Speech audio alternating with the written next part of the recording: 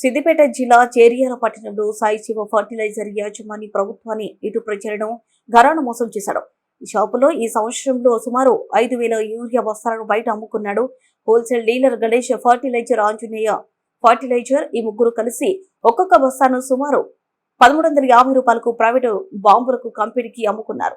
ఈ విషయం తెలిసిన కూడా వ్యవసాయ శాఖ అధికారులు, డిఈఓ మరియు ఏడీఏ ఎందుకు ఊరుకున్నారు అనే దానిపై జిల్లా మొత్తం ఒక ఉత్కంఠ నెలకొంది. కనీసం ఇప్పటి వరకు కూడా ఇటు ఫర్టిలైజర్ షాప్ యాజమానిపైన కానీ అటు wholesale dealers Ganesh, Anjaneya fertilizer shop యాజమానిపై ఇంతవరకు చట్టరీత్యా ఏ చర్యలు తీసుకోలేదు.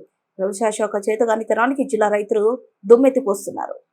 మేలో మాకు ఏప్రిల్ సేల్స్ అన్నీ వస్తాయండి. ఎక్కడెక్కడ ఈ పాస్లో సేల్స్ అయింది అని మాకు డిఓ ఆఫీస్ నుంచి రికార్డ్ వస్తుంది. పైగా మేము జూన్ 1 నుంచి యాప్ ఓపెన్ చేస్తాం. ఇప్పుడు లాస్ట్ ఫిబ్రవరి నుంచి యాప్లోనే సేల్ చేయాలి డీలర్స్ కంపల్సరీగా.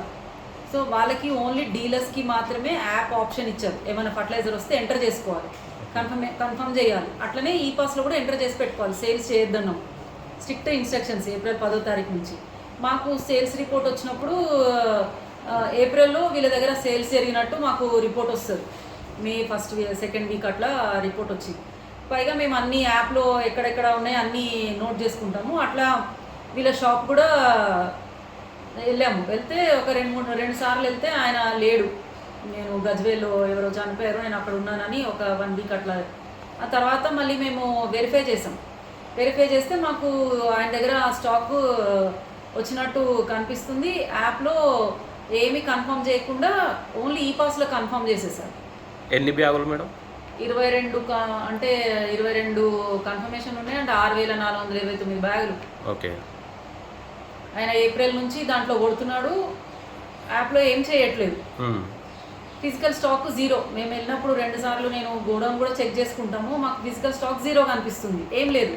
మరి నా వచ్చిన స్టాక్ వచ్చినట్టు ఎట్లా అమ్ముతున్నాడు? కొంచెం డీప్గా డిస్ట్రిక్ట్ వాళ్ళకి చెప్పాం ఇట్లా జరుగుతుంది అంటే వాళ్ళు కూడా వచ్చి చూశారు. ఆ రోజు కూడా ఆయన ఈ పాస్ రిపేర్ ఉందన్నాడు. యాప్ కూడా ఫోన్ మేము అంటే పాస్వర్డ్ మార్చుకోవడం మాకు తెలియదు. సరే ఆయన ఇంకా అందుకనే మమ్మల్ని కొంచెం మభ్య పెట్టినట్టు చేశాడు. సరే ఇంక నేను ఏఓకి కంప్లీట్గా ఒక లెటర్ రాసి ఇచ్చేసాం చేయండి అని. సో దాంట్లో మాకు తెలియంది ఏంటి అంటే ఈయనకి ఇన్ని బ్యాగ్స్ 6,400 బ్యాగ్స్ ఆంజనేయ ఇంకా గణేష్ స్టేటస్ నుంచి వచ్చినాయి. ఈయన ఫస్ట్లో ఏం చెప్పాడంటే నేను అన్ని ఈ పాస్లు ఎంటర్ చేసి ఫార్మర్స్కి అమ్మేశాను అన్నాడు. సరే మేము లిస్ట్ మొత్తం తీసాం. మాకు ఈ పాస్లో లిస్ట్ వస్తుంది, ఎవరెవరు ఫార్మర్స్కి అమ్మాడు లిస్ట్ మొత్తం వస్తుంది. అందరు డిఫరెంట్ ప్లేసెస్ వాళ్ళు ఉన్నారు. వీళ్ళందరికీ నేను అమ్మాను అని ఫస్ట్ మాకు చెప్పాడు.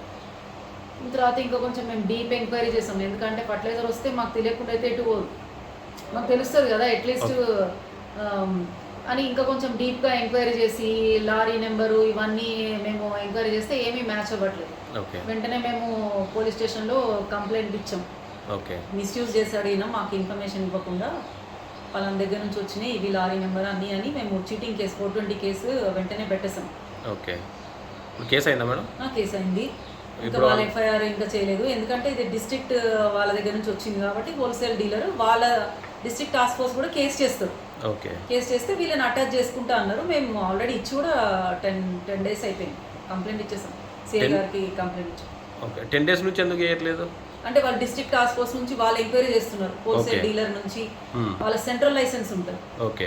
ఇంకా ఏ మండలికి పోయింది అంతా టాస్క్ ఫోర్స్ వాళ్ళు డీటెయిల్స్ తీస్తున్నారు. దీన్ని అటాచ్ చేసుకుంటారు. ఇంకా మరి పోలీస్ వాళ్ళ కేసు ఎట్లా ఉంటుందో మాకు ఐడియా లేదు. మేమైతే ఇమీడియట్గా లైసెన్స్ క్యాన్సిల్ చేసేసాము.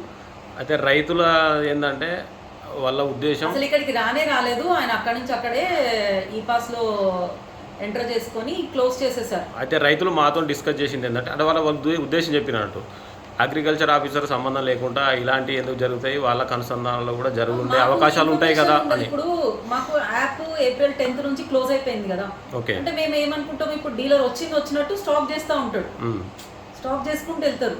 సో మాకు తెలియకుండా ఆయన అక్కడ నుంచి వీళ్ళిద్దరూ మాట్లాడుకొని మరి వచ్చిన స్టాక్ వచ్చినట్టు ఈ పాస్లో ఎంటర్ చేసి పెట్టుకోవాల్సిన స్టాక్ని ఫార్మర్స్కి అమ్మేయడము. ఇట్లా అమ్మడం ఇన్ ద సెన్స్ కొట్టడమే, దాంట్లో ఫిజికల్గా బ్యాగ్ ఎవరికి ఇవ్వలేదు. అక్కడ ఆయన ఎంటర్ చేస్తున్నాడు, ఇక్కడ ఈయన దీన్ని క్లియర్ చేస్తున్నాడు. ఫార్మర్ పేరు ఏదో ఒక పేరు కొట్టేస్తున్నాడు, ఆధార్ కొట్టేసి క్లియర్ చేసి పెడుతున్నాడు. ఇప్పుడు చేర్యాల ఇది ఒక్కటే షాపా, ఇంకా వేరే షాపులు కూడా మీరు ఏమైనా చూసారా? షాపులు మళ్ళీ మొత్తం తనిఖీ చేసాము. డిస్ట్రిక్ట్ టాస్క్ ఫోర్స్ వాళ్ళు కూడా ఆయనకి ఎక్కడి నుంచి అయితే ఈ హోల్సేలర్ నుంచి మిగతా డీలర్స్కి ఏమొచ్చిందో అవన్నీ కూడా ఎంక్వైరీ చేసాము. ఎవరి దగ్గర లేవు, అందరు కన్ఫర్మ్ చేశారు. స్టాక్ కూడా ఉంది. కొమరవెల్లి ఇవన్నీ కూడా మళ్ళీ వెరిఫై చేసాం. ఇంకా 3-4 డీలర్స్కి వచ్చింది ఆయన దగ్గర నుంచి, అన్ని కన్ఫర్మ్ చేస్తున్నాయి. ఈయన ఒక్కడే మరి కన్ఫర్మ్ ఎందుకు చేయలేదో మేము అప్పుడు చూసే వరకు మాకు కూడా తెలియదు కదా. స్టోర్ చేస్తున్నారు అనుకుంటాం, ఎక్కడ సేల్స్ నడవట్లేదు కదా, ఒకడే సేల్స్ చేస్తాడని మాకు ఎట్లా ఐడియా ఉంటుంది. ఓకే, అయితే అందరూ రైతులు మనకు చెప్పుకునేది ఏంటంటే అందరికీ తెలిసిన విషయమే, 2020 బ్యాగులు కానీ, యూరియా కానీ, 28 కానీ అవి అమ్మిన ఎంఆర్పి రేటు బిల్లులు వేయకుండా కేవలం హమాలి చిట్టీలు వేసి వాళ్ళు ఎక్కువ అమౌంట్ తీసుకుంటారని ఆరోపణ నడుస్తుంది. ఇది వాస్తవమే అని అందరికీ తెలుసు విషయం. ఇది మీ దృష్టికి రాలేదా? దీని మీద మీరు చర్యలు ఏమైనా తీసుకున్నారా? చెప్పాము. చెప్పిన తర్వాత ఎవరైనా ఫార్మర్స్ మనకు వచ్చి చెప్తే మేము చెప్తాం వాళ్ళకి, అలా కంపల్సరీ తీసుకోండి బిల్లు అని. ఇప్పుడు వాళ్ళు ఇచ్చినప్పుడు వీళ్ళు కూడా తీసుకొని వెళ్ళిపోతారు. అవును, తీసుకుని వెళ్ళిపోయిన తర్వాత మళ్ళీ వస్తారు, మాకు ఇది ఇచ్చారు అని. మరి ఆయన ఇచ్చాడా లేదా అన్నది మాకు తెలియదు. అప్పుడే మాకు చెప్తే మేము చెప్తాం వాళ్ళకి. మళ్ళీ ఒకసారి ఇలాంటిది రిపీట్ అయింది అనుకో, మీరు ఏం యాక్షన్ తీసుకుంటారు ఫర్టిలైజర్ షాప్ యాజమాన్యం మీద? యజమాని మీద అంటే మేము ఓన్లీ లైసెన్స్ క్యాన్సిల్ చేసే ఇది ఉంటుంది, పోలీస్ స్టేషన్ లో కంప్లైంట్ ఇస్తాం. వాళ్ళు ఏ సెక్షన్ కింద వస్తుంది అన్నది వాళ్ళు చేస్తారు. అంటే మా చేతిలో అది పోలీస్ పవర్స్ ఏమి ఉండవు కదా, అది విజిలెన్స్ వాళ్ళకు కూడా కంప్లైంట్ వెళ్తుంది, వాళ్ళు కూడా చేస్తారు, వాళ్ళ తరఫున కూడా కేసు చేస్తారు.